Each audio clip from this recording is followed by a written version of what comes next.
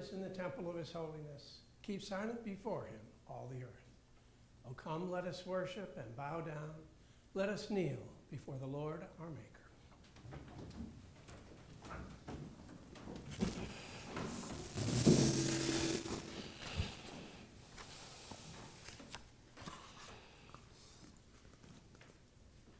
I will abide in thy tabernacle forever. I will trust in the shelter of thy wings.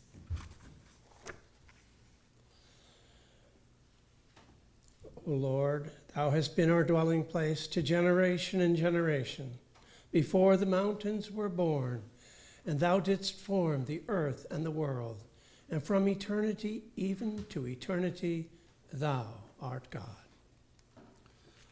Our Father, who art in the heavens, hallowed be thy name. Thy kingdom come, thy will be done, as in heaven, so upon the earth. Give us this day our daily bread, and forgive us our debts, as we also forgive our debtors. And lead us not into temptation, but deliver us from evil.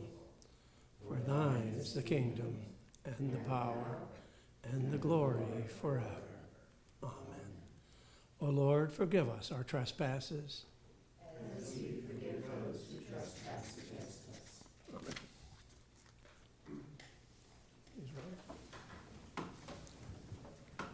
You may be seated.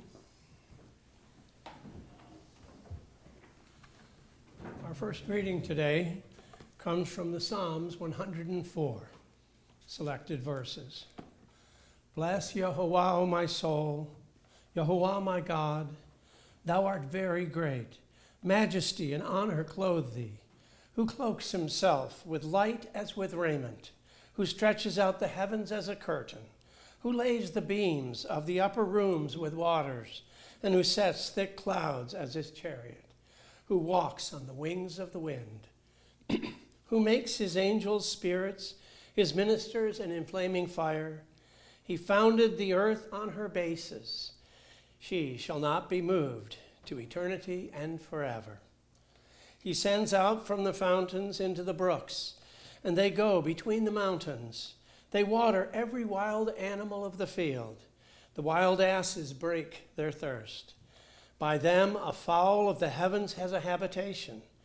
From between the leafy branches they give voice. He waters the mountains from his upper rooms. From the fruit of thy deeds the earth is satisfied. He makes grass to grow for the beast, and the herb for the service of man, to bring forth bread out of the earth, and wine that makes glad the heart of man, to make his face to exalt with oil, and bread that sustains the heart of man.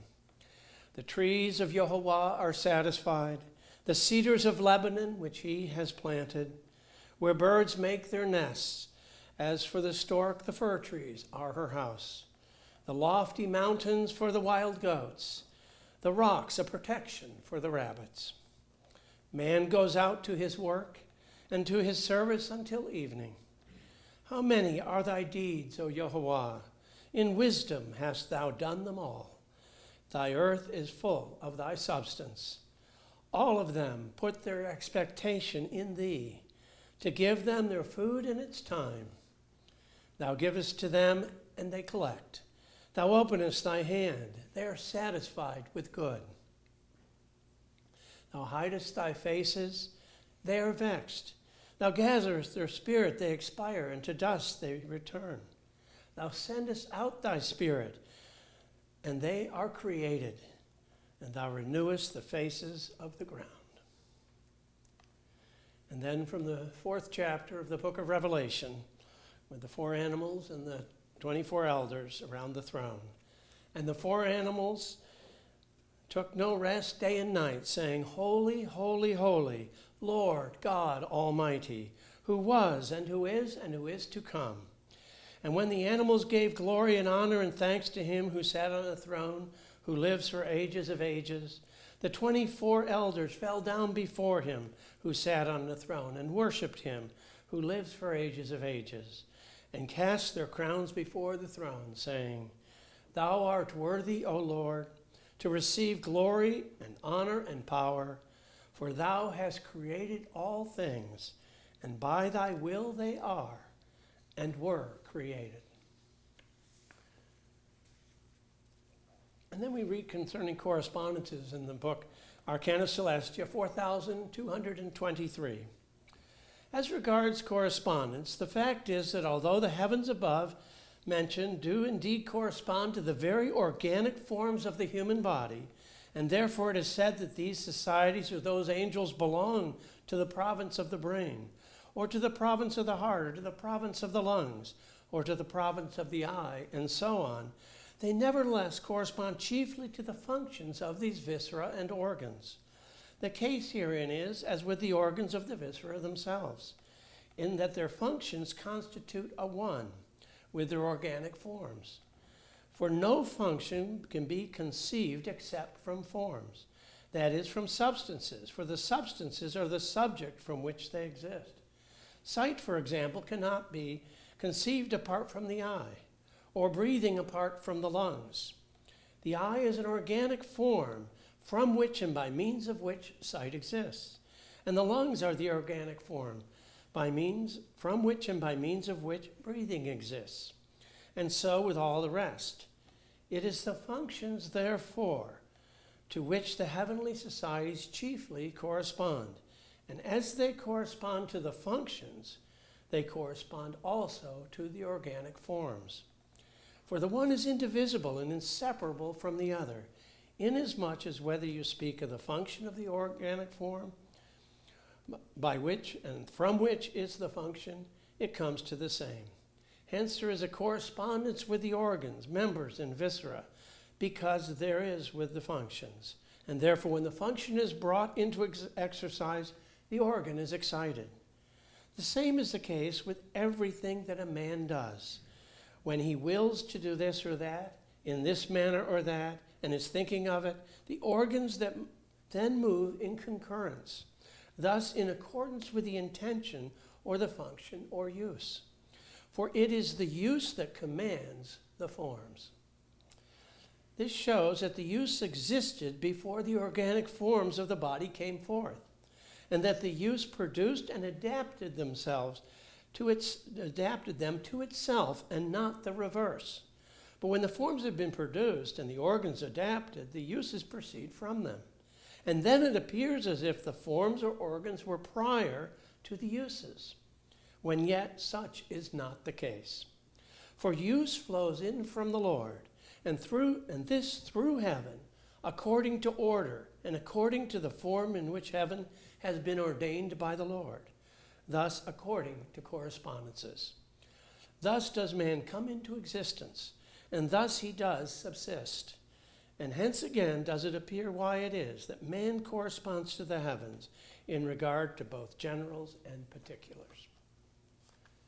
And then finally, a memorable relation, something that Swedenborg saw in the spiritual world, about two presidents of the English Royal Society, Sir Sloan and Sir Folk, conversing together in the spiritual world about the existence of seeds and eggs and about productions from them in the earth. The former ascribed them to nature, that is Sir Sloan, and contended that nature was endowed with creation with the power and force to produce such effects by means of the sun's heat. The other maintained that this force is in nature unceasingly from God the Creator.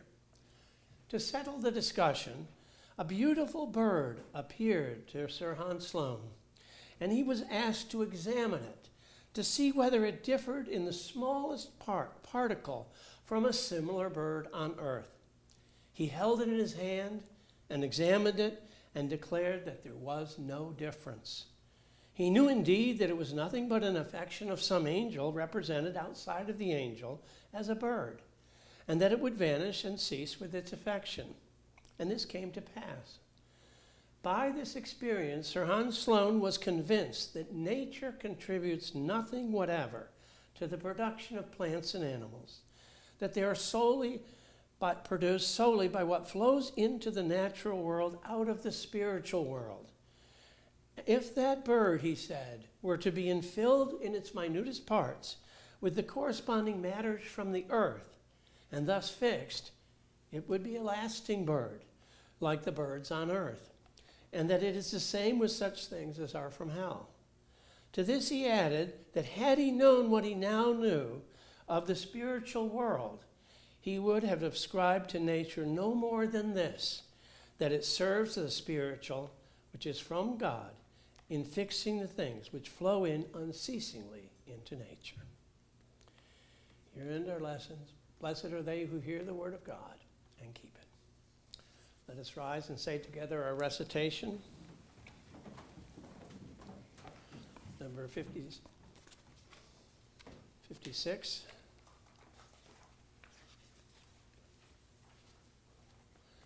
Number 58 at the bottom of the page on 53. Even the sparrow has found a house, and the swallow a nest for herself, where she may lay her young. Thine altars, O Lord of armies, my King and my God. Happy are they who dwell in thy house. They will be praising thee still. You see?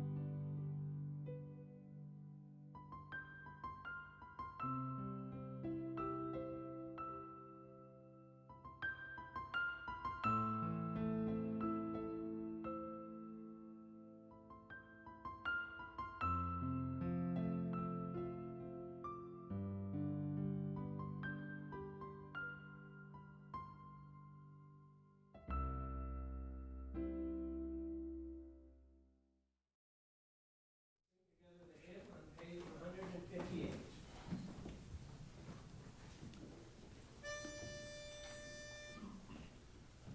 Jesus, our Savior, King of creation, Son of God and Son of man, thee will I cherish, thee will I honor, light of my soul, my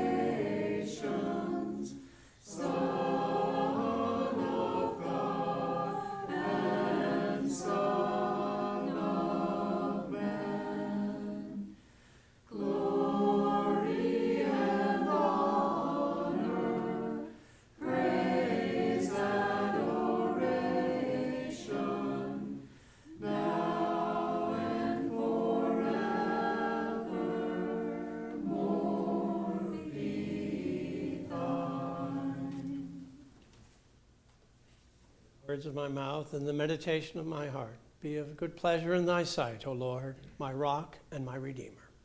Amen.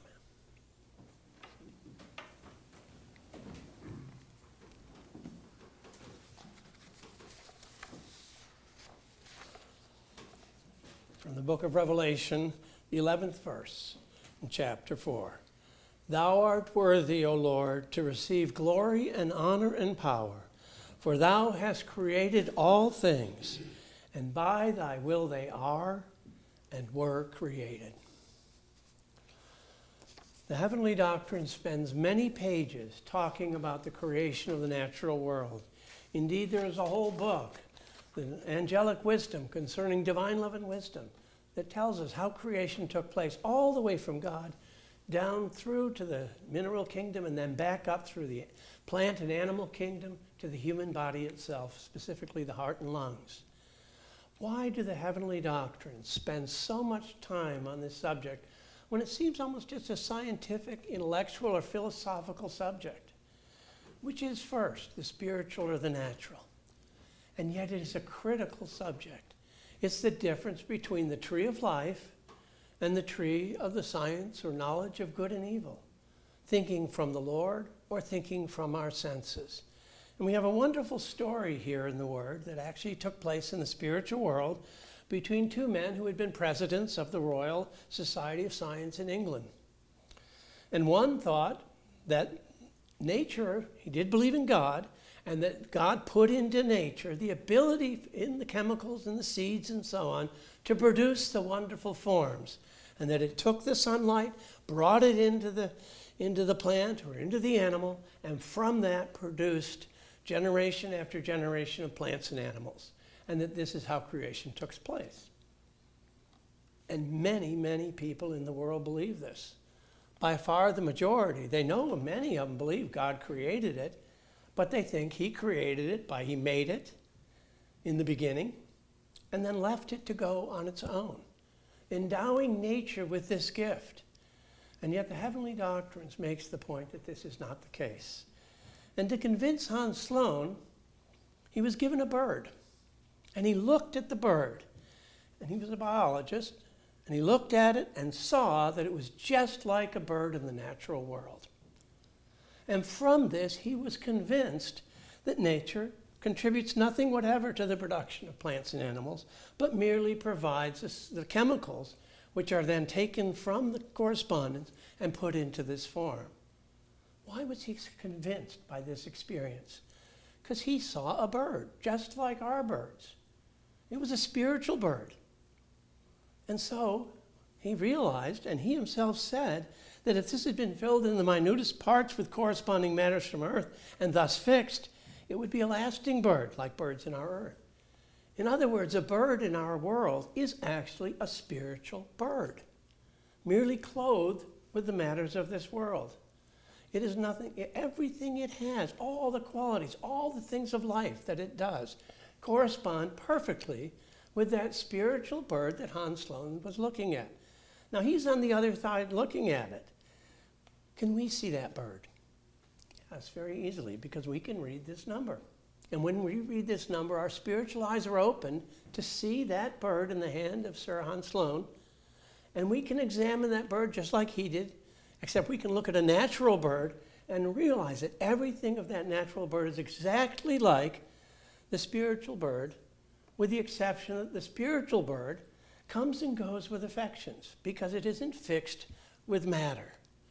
But the matter itself does nothing to produce it. There are many teachings about this, one in which we read about the mineral kingdom, and what it does, it says, there are in general two forms. This is from the Apocalypse Explained, 1208.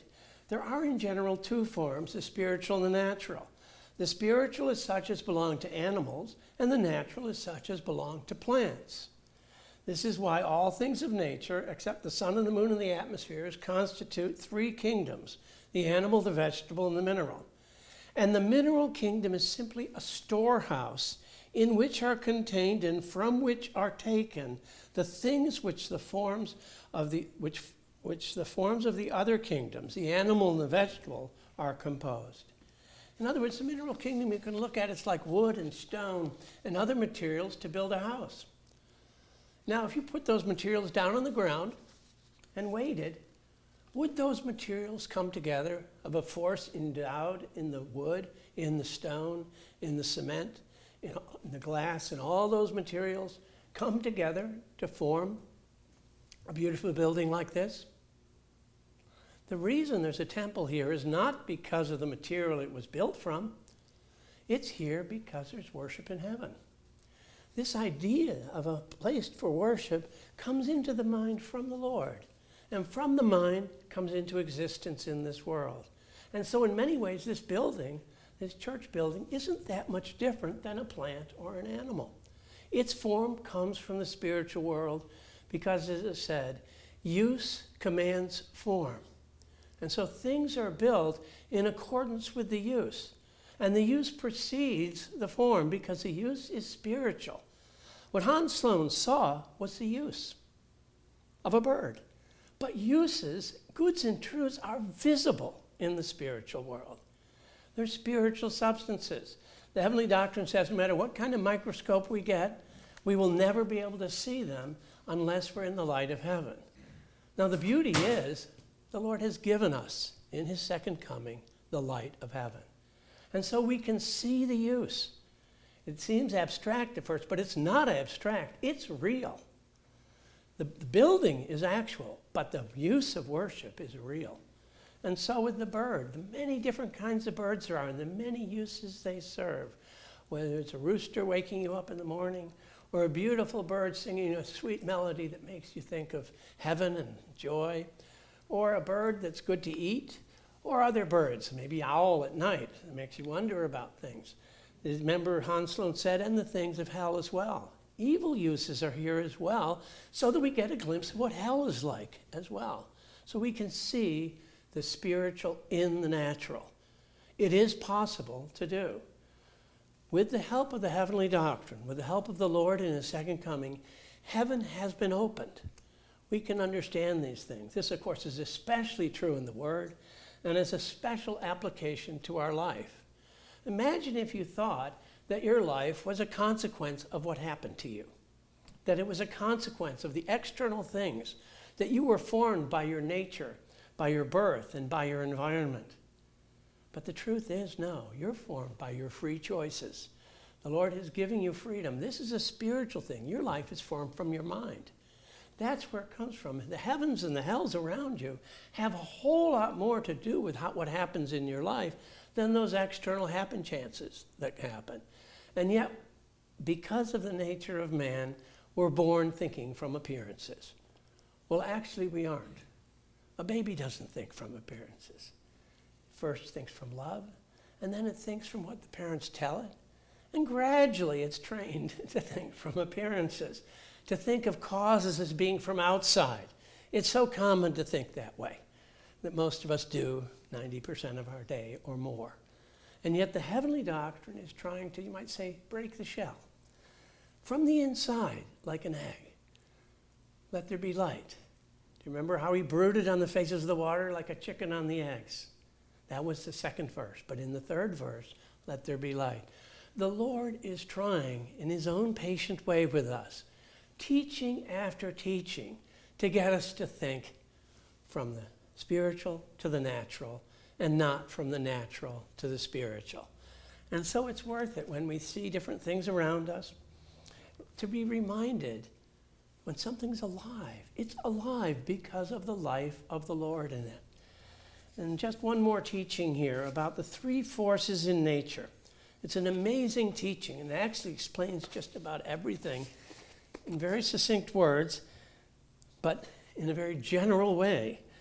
It says, in everything spiritual, there are three forces: an active force, a creative force, and a formative force, or a force from the forms. The active force, because it is spiritual, proceeds from the fountain of all forces, which is the Son of Heaven, and that is the Lord's divine love. And love is the act of itself, from which the living force, which is life, proceeds. This leads to the teaching that light and heat and even sound as to its activity are not created. The activity itself is the divine love. It is everywhere. You might call that the immediate influx of the Lord. He is present at all levels. That's the active force. Without that, of course, there would be nothing. The creative force is the force that produces causes and effects from the beginning to end and reaches from the first through intermediates to the last. The first is the Son of Heaven itself, which is the Lord. Intermediates are things spiritual. Afterwards, things natural, also things terrestrial, from which finally are productions. And as in the creation of the universe, that force proceeds from first to last, so after it proceeds in like manner in order that productions may be continual. Otherwise, they would fail. For the first continually regards the last as an end. And unless the first looked to the last continually from itself through intermediates, according to the order of creation, all things would perish. Therefore, productions or procreations, which are especially animals and plants, are continuous creations. It does not matter that the continuations are affected by seeds. It is still the same creative force that produces them. Moreover, it is according to the observations of some that certain seeds are yet being produced. And then the formative force is the last force from the ultimates, or last things. For it is the force that produces animals and plants from the ultimate materials of nature, which are collected in the earth. The forces that are in nature from its origin, which is the son of the world, are not living forces, but dead forces. These do not differ from the forces of heat in a man and an animal, which keep the body in a state that the will by means of affection and the understanding by means of thought, which are spiritual, can flow in and do their work in it. They do not differ from the forces of light in the eye, which simply causes the mind, which is spiritual, to see by means of its organ, the eye. The light of the world sees nothing, but the mind by the light of heaven. The same is true of plants. He who believes that the heat and light of the sun of the world do anything more than open and dispose the things proper to nature that they may receive influx from the spiritual world is very much deceived. And so we have these three forces.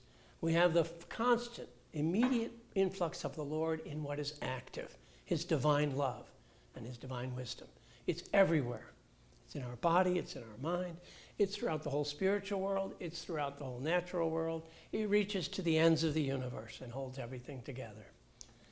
But then there's this order of correspondence where the Spirit goes from the Lord through the spiritual world, where there's a use and then brings about a corresponding form. And then there's the last form, which is sort of like the floor when you're walking. The external forces that allow the internal forces to work. Without a floor, you could not walk. But who attributes walking to the floor? If not to the human body, even more to the endeavor to move forward. And so what we need to do is we need to have these many, many teachings in the heavenly doctrine teach us the proper order. Unfortunately for most, like Sir Sloan, they often can't see it until they get to the other world. And of course, what will determine whether they can see it or not is whether they believed in the Lord and did what he said. If they've done that much, then all of this can be added to them in the other world. But we don't want to wait till after the death of the new church to see this. We want to see it with the new church alive. And the new church can see this because we have been given the heavenly doctrine of the New Jerusalem, the Lord's second coming. Heaven has been opened, and the Lord has given us a way of seeing the spiritual in the natural. Amen.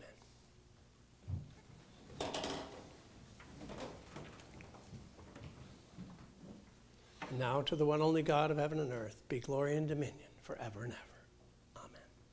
Let us pray.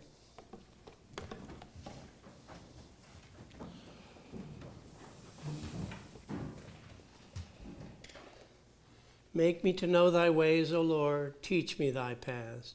Make my way to be in thy truth, and teach me. For thou art the God of my salvation.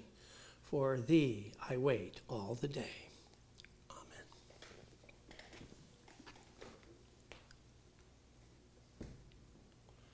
Yes, I come quickly. Amen. Yes, come, Lord Jesus. May the grace of our Lord Jesus Christ be with you all. Amen.